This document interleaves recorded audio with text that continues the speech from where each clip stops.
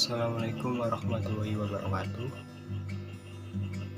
Alhamdulillahirrabbilalamin. Wabihi nasta'in wa ala umuri dunya waddin. Wassalatu wassalamu ala asrofil anbiya'i wal mursalin wa ala Muhammadin amma ba'd. Yang terhormat Bapak dosen Pak Mutaman MED selaku dosen mata pelajaran TKM,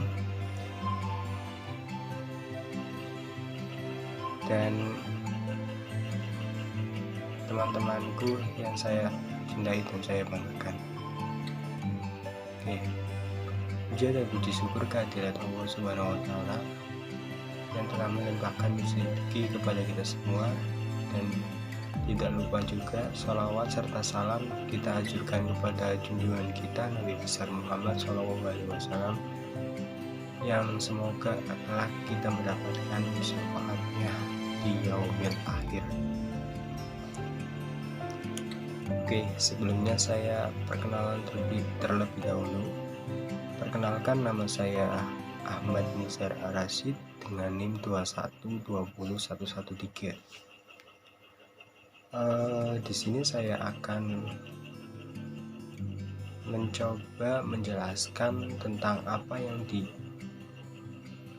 ditanyakan untuk memenuhi tugas soal untuk memenuhi tugas UTS atau ulangan tengah semester, yang dengan ada 4 pertanyaan. Yang pertama ada tentang mengapa TKM penting dipelajari, yang kedua paparkan sejarah TKM, yang ketiga siapakah 5 ahli TKM di Indonesia, dan keempat materi TKM apa yang kamu sudah kuasai. Langsung saja kita ke pembahasan yang awal. Yang pertama ada mengapa sih TKM penting dipelajari. TKM penting dipelajari ya dikarenakan dapat membentuk masyarakat untuk lebih responsif terhadap perubahan tuntutan masyarakat di era globalisasi ini.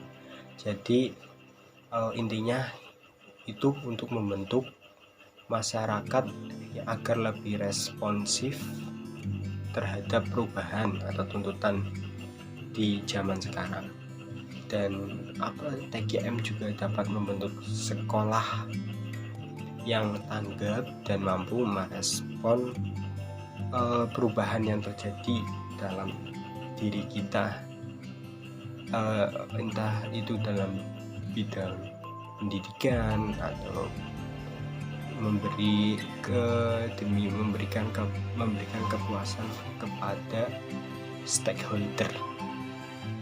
Lalu TKM juga dianggap sebagai strategi yang penting, yaitu untuk memenangkan persaingan, dikarenakan TKM ini mengedepankan pendekatan mengenai kualitas. Maka perusahaan akan terus melakukan perbaikan terhadap kualitas suatu produk. Jadi tidak hanya untuk membentuk masyarakat yang responsif aja. Di sini kita bisa dapat menguasai atau memberikan kualitas kepada apa perusahaan yang kita buat dan meningkatkan kualitas produk. Nah, dalam suatu perusahaan pun juga harus dilakukan pengendalian kualitas yang berfokus pada produk akhir yang dihasilkan harus standar dengan sesuai dengan ketentuan. Jadi produk itu dalam perusahaan harus maksimal atau mempunyai kualitas yang tinggi. Maka dari itu jangan asal-asalan, dan kita harus berfokus pada titik akhir, yaitu apa yang kita produksi menjadi lebih berkualitas. Nah, yang kedua ada apa? Tentang sejarah TKM. Mengenai sejarah TKM sangatlah panjang ya, atau secara histori itu sangat berbelit-belit, atau bisa jadi kalau diceritakan semua pasti nggak habis-habis. Nah, di kali ini saya akan memberikan sejarah TKM yang singkat dan jelas. Langsung saja, TKM bermula di Amerika Serikat selama PD Perang Dunia Kedua, ketika ahli statistik yaitu dari Amerika Serikat, yaitu Edward Deming, menolong para insinyur dan teknisi untuk menggunakan teori statistik untuk memperbaiki kualitas produksi. Nah, setelah perang, teorinya banyak diremehkan oleh perusahaan Amerika. Kemudian Deming pun hijrah atau pergi ke Jepang, di mana dia mengajarkan pemimpin bisnis yang top pada statistical quality control, mengajarkan mereka dapat membangun negaranya jika mengikuti nasihat dari orang tersebut. Orang tersebutnya siapa? Yaitu Edward Deming. TKM muncul sebagai respon pada kesulitan membaurkan pendekatan kualitas teknis dengan tenaga kerja yang sangatlah berkembang pesat dan terlatih atau semi terlatih saat dan setelah Perang Dunia Kedua. Meskipun banyak dari ide tersebut berawal di Amerika, namun sebagai besar perusahaan Jepanglah yang mengimplementasikannya, yaitu mengimplementasikannya dengan cara memperbaikinya dari tahun 1950-an. Seperti halnya pendekatan kualitas teknis, TKM juga menekankan padanya pentingnya input, namun mengembangkan dari kompetensi teknik pada pentingnya motivasi orang dan kemampuannya untuk bekerja dalam tim dalam rangka memecahkan suatu persoalan atau masalah. Sebagai tambahan, TKM berfokus pada pentingnya proses bisnis yang baik, terutama satu pola yang mengurangi hambatan dari batasan internal dan mengerti kebutuhan detail pelanggan sehingga kebutuhan mereka dapat sepenuhnya tercapai. Kebutuhan ini telah mencapai tahap yang baik,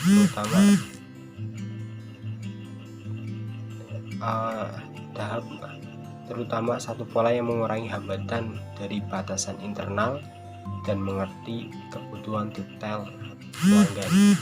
Kebutuhan ini telah mencapai tahap di mana TKM menjadi pemikiran terbaik sebagai filosofi manajemen umum daripada pendekatan tertentu untuk kualitas.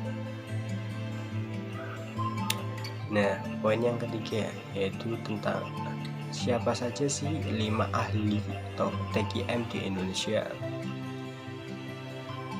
5 ahli TKM di Indonesia. Oke, yang pertama ada Ciptono yang menjelaskan tentang total quality management. TKM merupakan suatu pendekatan dalam menjalankan usaha yang mencoba untuk memaksimumkan daya saing di dalam organisasi melalui perbaikan terus-menerus untuk produknya, jasanya, manusianya, proses dan lingkungannya.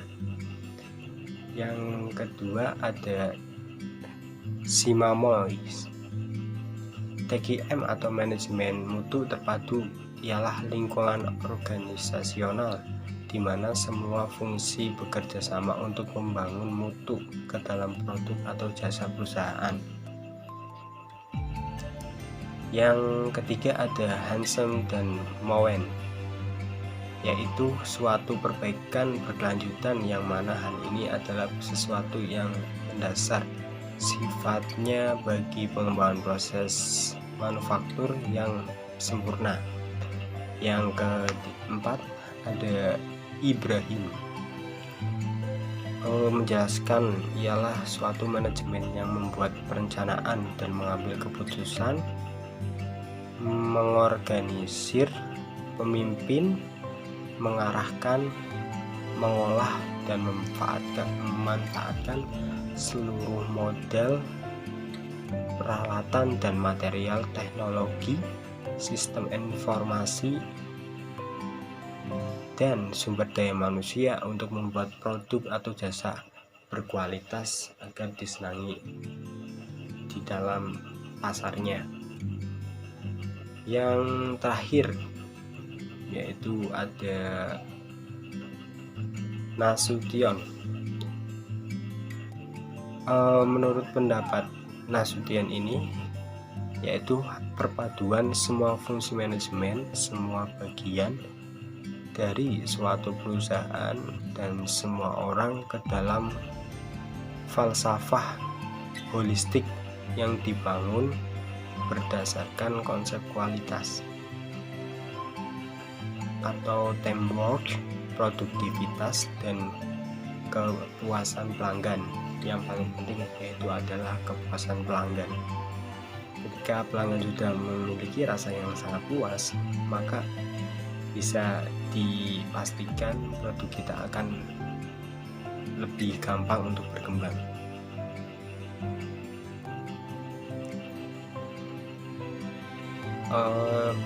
Poin yang ketiga, yang keempat, yaitu yang menurut saya materi TQM apa yang kamu sudah kuasai.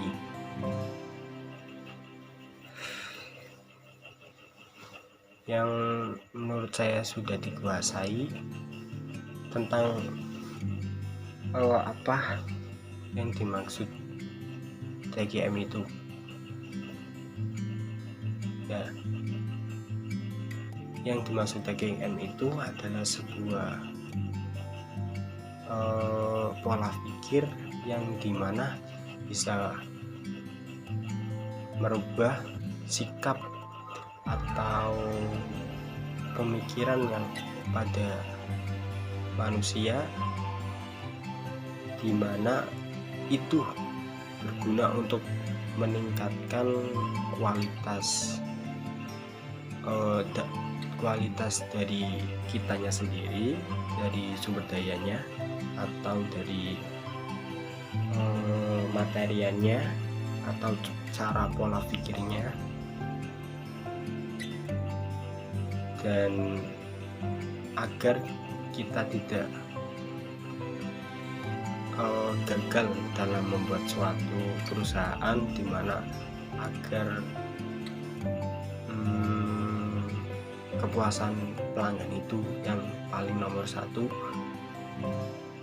dan para pekerjanya juga menjadi lebih mengerti atau bisa dimanusiakan, dalam hal ini pekerja dan seorang pengusaha, agar balance, tidak saling memiliki diskriminasi.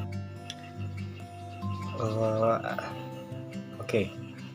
Selanjutnya yang saya tangkap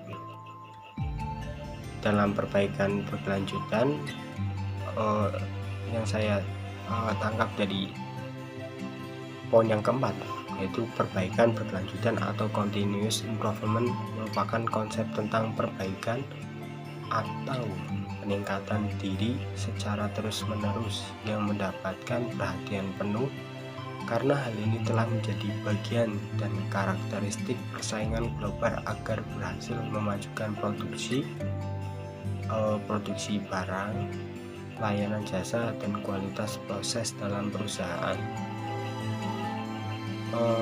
Perbaikan mutu tidak sukses begitu saja, tapi distrategikan secara sistematis, mungkin fase demi fase, supaya suatu keorganisasian mampu melakukan sebuah perbaikan besar, berkesinambungan, sehingga organisasi harus terstruktur dengan tepat. Nah, dapat kita lihat di poin atau peningkatan diri secara terus-menerus. Nah, peningkatan diri secara terus-menerus ini tidak hanya untuk seorang yang mendirikan perusahaan saja, tetapi harus saling berkaitan, yang seperti saya tadi bilang, antara pekerja terus atau pemilik perusahaan harus saling mengerti, tidak saling menjatuhkan atau agar pokoknya kita sebagai pemilik perusahaan jangan semena-mena kepada pekerja, dan pekerja pun jangan sering meremehkan pekerjaannya. Jadi dalam konteks ini meremehkan yaitu misal saat bekerja kita layah-layah atau tidak maksimal, itu tidak bagus untuk sebuah perusahaan. Intinya seorang pekerja jangan semena-mena. Jadi antara pekerja dan pemilik perusahaan menjadi lebih solid, ada chemistry-nya gitu. Nah, dan kita ya juga sebagai seorang pengusaha harus memikirkan kualitas barang yang kita produksi itu bagaimana, di dalam pasarnya itu menjadi lebih dibutuhkan apa enggak sama konsumen, puas enggak konsumennya untuk menikmati barang Anda tersebut. Nah, selanjutnya kita memiliki sebuah pola pikir. Nah, ini yang paling penting. Pola pikir kita harus lebih baik. Jangan sampai memiliki pola pikir yang tidak baik. Contohnya seorang pekerja tadi karena sering layah-layah atau sering menunda pekerjaannya, dan seorang pemilik perusahaan juga harus memanusiakan pekerjaannya, jangan semena-mena. Oke. Mungkin itu saja dari saya. Apabila terdapat tutur kata yang salah atau kata-kata yang tidak enak didengar, mohon maaf yang sebesar-besarnya. Mungkin itu saja dari saya untuk pemaparan materi, pemaparan jawaban dari soal UTS yang berjumlah 4 soal. Terima kasih. Wabillahi taufiq wal hidayah. Wassalamualaikum warahmatullahi wabarakatuh.